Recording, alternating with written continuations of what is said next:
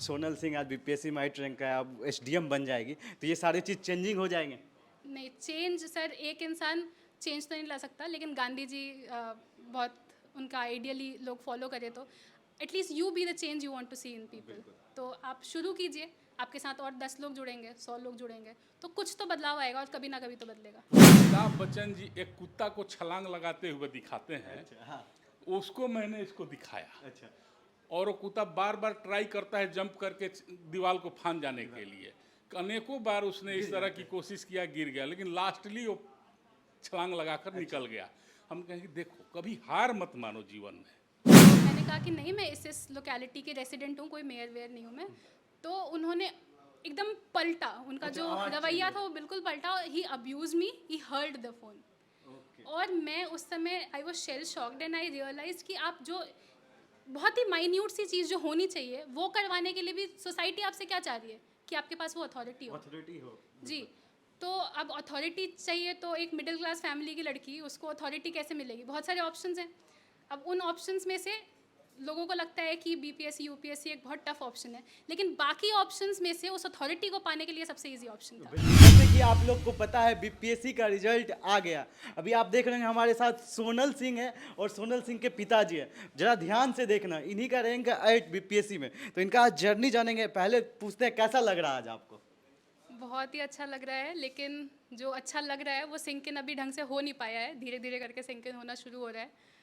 अभी तक सुनते आते थे कि जब रिज़ल्ट आ जाता है तो एकदम से इतना ओवरवेलमिंग फीलिंग होती है कि आप डिसाइफर नहीं कर पाते कि अच्छा हो गया है। तो अभी एक्चुअली वो एक्सपीरियंस कर रहे हैं कि हाँ, सिंक इन करने में टाइम लगता है। अच्छा, हम बात करें, आप शॉर्ट्स में आप अपने बारे में बताइए हमारे व्यूअर्स।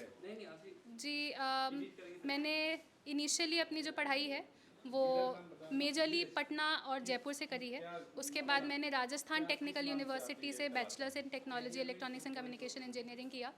उसके बाद मैंने यूपीएससी सिविल सर्विस एग्जामिनेशन की प्रिपरेशन शुरू कर दी। उसमें मुझे फाइनल सक्सेस अटेन अभी तक नहीं हो पाया था, तो फिर मैंने 67 बीपीएससी का जब फॉर्म आया तो मुझे पेरेंट्स ने परस्यू किया कि आपको एक बार बीपीएससी भी ट्राई करना चाहिए।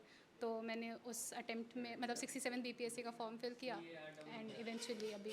अच्छा, कब आप जब देखे होंगे रिजल्ट, देख रहे होंगे, आप अपना रोल नंबर डाले होंगे और रोल कोड डाले होंगे, फिर आपको कब लगा कि 8 रैंक आया, तो क्या रिएक्शन था उस टाइम?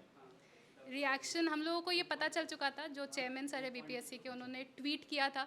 तो ये सुनने में मतलब पता चल गया था कि अब रिज़ल्ट आने वाला है। तो कॉन्स्टेंटली गेज था टेलीग्राम चैनल्स पर, व्हाट्सएप चैनल्स पर, बीपीएससी के साइट पर, क्योंकि वो साइट से पहले चैनल्स पे एक्चुअली सर्कुलेट होने लग जाता है। तो मैंने सोचा था कि मैं चैनल पर जा कर के नहीं देखूंगी, मैं जो वेबसाइट होगा वहाँ जाके। तो लेकिन जब मैंने देखा कि वो सर्कुलेट होना शुरू हो गया है तो मैंने बीपीएससी की वेबसाइट खोली, वहाँ पे देखा कि हाँ हो गया है। तो जब देखा कि हो चुका है तो मैं मम्मी पापा को बुलाया। तो उसके बाद कंट्रोल F करके सर्च करने जा ही रही थी। लेकिन उस समय ऐसे नज़रें घुमा रही थी कि कहीं पहले पहले में वो नाम दिख जाए, तो नाम डालना नहीं पड़ा, रोल नंबर डालना नहीं पड़ा और पहले पहले में वो नाम दिख गया। दिख गया? नहीं नहीं, वो जो लिस्ट आती है, जो पीडीएफ आता है, उसमें इनिशियली नाम दिख गया, तो मुझे वो सर्च करने की ज़रूरत नहीं पड़ी। अच्छा, हम बोले आप जब तैयारी कर रहे थे, 2 साल की जर्नी रहती है, तो इस टाइम में कभी ऐसा हुआ था कि अब हमसे नहीं होगा, अब छोड़ देना चाहिए? उस टाइम अपने आप को कैसे स्टार्ट किए फिर से? जी, जब मेरा यूपीएससी में मेंस के बाद प्रीलिम्स नहीं हुआ था तो मैं बहुत ज़्यादा डिमोटिवेट हो गई थी और मुझे लगा था कि अब गलत जगह फंस गए हैं, प्राइवेट में ही कुछ ऑप्शन सीख करो, ज़्यादा बेटर ऑप्शन है। इतना टाइम, एफर्ट, डेडिकेशन सब डालने के बाद भी there is luck factor which there is no denial to it. आज बीपीएससी में भी जिनका सिलेक्शन नहीं हुआ है, मैं बिल्कुल ये कहना चाहूँगी कि एक लक फैक्टर 110% होता है। तो वो एक फैक्टर, वो ये सारे क्योस के बीच में मुझे लगा कि अब छोड़ देना चाहिए। तो मुझे पापा ने, मम्मी ने मोटिवेट किया कि नहीं, तुम एक बार बीपीएससी ट्राई कर लो, तुम यूपीएससी भी देना लेकिन एक बार बीपीएससी ट्राई कर लो। तो बीपीएससी ट्राई किया तो बीपीएससी ने मुझे वो डिमोटिवेशन वाले फेज से इवेंचुअली बाहर निकाला। अच्छा, बीपीएससी में आपका फर्स्ट अटेम्प्ट था? जी। अच्छा, यूपीएससी में फर्स्ट अटेम्प्ट था, उसमें आपको प्रीलिम्स में नहीं हुआ? नहीं नहीं, उसमें मैंने मेंस दिया, फिर प्रीलिम्स नहीं हुआ, तो मैं डिमोटिवेट हो गई थी कि मेंस देते हैं फिर प्रीलिम्स ही नहीं होता है, तो कुछ गारंटी नहीं है यहाँ तो। अच्छा, एक क्वेश्चन होता है, बहुत सारे बच्चे जो होते हैं इस एज में रिलेशनशिप में चले जाते हैं, इसको आप किस तरह से देखते हैं? रिलेशनशिप में अगर आपका वो रिलेशनशिप आपको स्ट्रेंथ दे रहा है, आपको डिस्ट्रैक्शंस में इधर उधर भटकने नहीं दे रहा, आपको स्ट्रीमलाइन कर रहा है, तो relationship is a good thing. लेकिन मैं ये कहूँगी कि पहले आप अपनी लाइफ सेट कर लीजिए, उसके बाद रिलेशनशिप, स्टेटस सब अपने आप सेट हो जाता है। बिल्कुल, क्योंकि दोनों चीज़ एक साथ मैनेज करना थोड़ा सा कठिन होता है। हाँ, जो मैनेज कर सकते हैं, मैं ये नहीं बोलूँगी कि बिल्कुल कोई नहीं कर सकता, बहुत लोग कर लेते हैं, लेकिन टू ईच देयर ओन, जिसको जो सूट कर रहा है उसको वो करना चाहिए। मेरे लिए मेरा ये मानना है कि पहले आप अपनी लाइफ सेट कीजिए, बाकी चीज़ें अपने आप बाकी सेट की हो बाद में हो जाएगी। बिल्कुल, जैसे कि जो एस्पायरेंट जो अभी भी बीपीएससी की तैयारी कर रहे हैं या यूपीएससी की तैयारी कर रहे हैं, उनको आप क्या बोलेंगे? क्योंकि आज एक आप सफल कैंडिडेट हैं, आपकी बातों को वो सुनेंगे और उस पे वो चलेंगे, तो आप क्या कहेंगे? मैं यही कहूँगी कि जब आप एक बार फोकस के साथ आइए, डेडिकेशन के साथ परस्यू कीजिए उस पूरे जर्नी को, और चाहे बहुत जल्दी किसी को शॉर्ट एंड स्वीट, मैं बार बार कह रही हूँ कि किसी की जर्नी बहुत short and sweet and crisp सी होती है, जल्दी से उनको सक्सेस मिल जाता है, लेकिन किसी की जर्नी थोड़ी लॉन्ग हो जाती है, आर्डुअस हो जाती है। तो चाहे जैसी भी जर्नी है, आप जब एक बार घुस जा रहे हैं तो उसमें फुल थ्रॉटल जाइए, अपना 100% दीजिए, सक्सेस के साथ निकलिए। या इस एग्ज़ाम में फेलियर, लेकिन एक्चुअली वो फेलियर नहीं, बिकॉज सक्सेस और वो जो एक होता है ना कि failures are the stepping stone for success, तो इवेंचुअली आप लाइफ में कुछ ना कुछ तो सक्सीड कर ही लेंगे। तो जब जा रहे हैं तो फुल थ्रॉटल जाइए, अपना 100%, जब आपको लगे कि आपने दे लिया तब बाहर आइए, अगर आप सक्सीड नहीं भी कर पा रहे हैं तब भी। लेकिन मेरा मानना है कि कहीं ना कहीं तो कुछ ना कुछ जो कहते हैं ना कि यूनिवर्स सेट कर ही देता है, तो वो हो जाएगा। अच्छा ही होगा कुछ ना कुछ।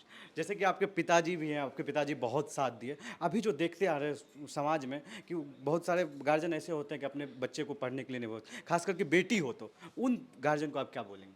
मैं ये बोलना चाहूँगी कि एक लड़की के लिए सबसे बड़ी स्ट्रेंथ उसके पापा होते हैं, और अगर वो साथ नहीं देंगे, अगर वही डाउट करेंगे कि होगा कि नहीं होगा, या मतलब क्या ज़रूरत है इतना पढ़ाने की, ऐसे लड़की है, हाँ लड़की है, शादी कर देंगे। हाँ एग्जैक्टली तो अगर वो डाउट करने लग जाएंगे तो वो जो स्टूडेंट है वो तो अपने आप में ऑलरेडी इतने सारे प्रॉब्लम से घिरा हुआ है, वो खुद ही अपने आप में डाउटफुल हो रहा है, उसको कोई साथ देने वाला भी नहीं है, तो वो और भी ज़्यादा डिबिलिटेटिंग पाथ पे चला जाएगा। तो इसीलिए मैं हर पेरेंट्स को अर्ज करना चाहूँगी कि अपने बेटा हो बेटी हो कोई भी हो, उसके वो जो करना चाहता है उसमें उसका साथ ज़रूर दें, और होपफुली वो आपको हमेशा प्राउड फील कराएंगे। Thank you so much joining us.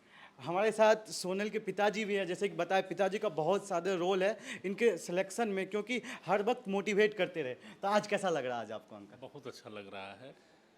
मुझे लग रहा है कि मैंने जो भी प्रयास किया, परिश्रम किया अपने उसका जीवन फल मिल गया। में, उसका आज हमें फल मिला है। देखिए, आज हम सोनल से भी एक क्वेश्चन किए हैं। जो बहुत सारे पिताजी ऐसे होते हैं, अपने बेटी को खास करके घर से बाहर जाने नहीं देते हैं, कि सोचने लगते हैं क्या करेगी नहीं करेगी। उस चीज़ को आपने तोड़ा और अपने बेटी को बाहर भेजा पढ़ने के लिए। तो उन पिताजी को आज क्या कहेंगे आप, उन गार्जियन को आज क्या सच पूछिए तो मैंने इसे कभी बेटी माना ही नहीं। कहेंगे? अच्छा, मैं इसे परमानेंट आज तक कहीं भी बेटे की तरह वस्त्र भी पहनाया इसको। अच्छा।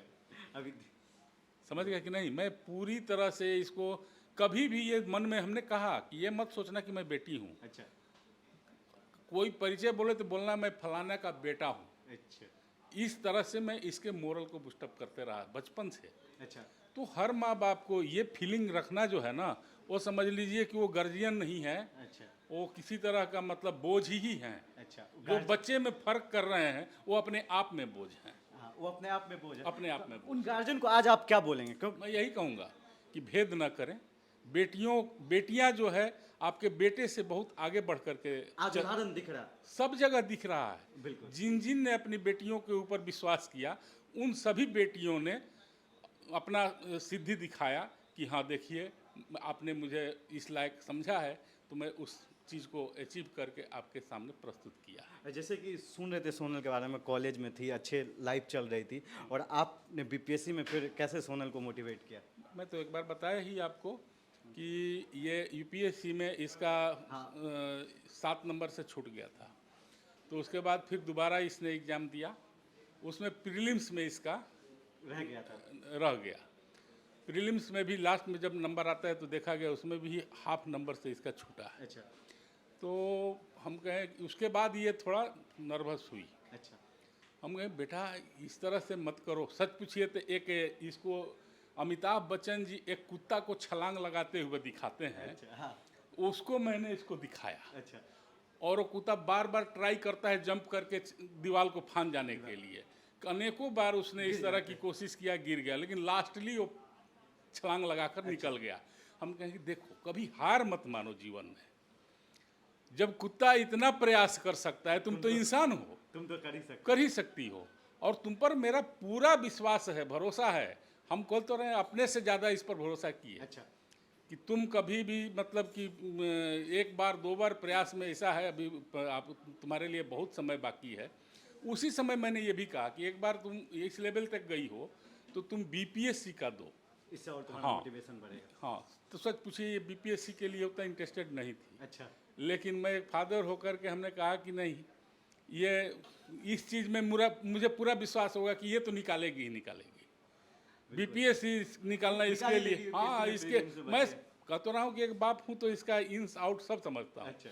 हम कहें ये निकालेगी। बहुत कनेक्टिविटी रहा। हाँ हाँ, पूरी तरह से कह तो दिया कि कोई बहुत रेयर, अपनी बात ये नहीं कहूँगी, हमारी बेटी ही समझती है इस चीज़ को अच्छा। कि कोई बाप किस लेवल तक अपनी बेटी को ये देता है, प्रिविलेज देता है, और कितना उस विश्वास सबसे बड़ी चीज़ है। बिल्कुल और जब तक आप विश्वास नहीं करोगे, उसका मोरल बूस्टअप नहीं होगा। बिल्कुल। ठीक है ना, वो चीज़ मैंने इसको कभी फील नहीं होने दिया कि मेरे पापा ने कोई भी ज़रूरत हो इसकी, अच्छा कभी भी ना, तो ना शब्द तो मेरे ना शब्द डिक्शनरी आने में नहीं। था ही नहीं। जैसे अंकल जब तैयारी कर रही थी सोनल, उस टाइम किसी का, जैसे अड़ोसी पड़ोसी का फ़ोन आता है, किसी रिश्तेदार का, कहाँ बेटी को आप भेज रहे हैं, बहुत तरह की बातें होती, इस तरह की होती थी क्या? सच पूछिए तो मेरा रिलेशन बहुत छोटा, हम परिवार हैं। अच्छा हम 2 भाई हैं अच्छा और 1 बहन है, अच्छा और हमारे एक बेटी है और एक बेटा। अच्छा। तो बहुत लंबा परिवार होता है, उसमें इधर उधर से बहुत तरह की बातें होती है। और मेरा जो परिवार है उस तरह के मन वाले बात नहीं है, सब लोग हैं, और सब लोग सब कुछ समझने वाले लोग हैं, इसलिए इस तरह की किसी ने कोई कभी बात ही नहीं की। नहीं की। अभी देखिए हमारे साथ सोनल सिंह थी और सोनल सिंह के पिताजी भी थे। आपको ये हमारा प्रयास कैसा लगा कमेंट बॉक्स में ज़रूर बताएं। तब तक के लिए बाय बाय, जय हिंद, टेक केयर, फिर मिलते हैं नेक्स्ट वीडियो में।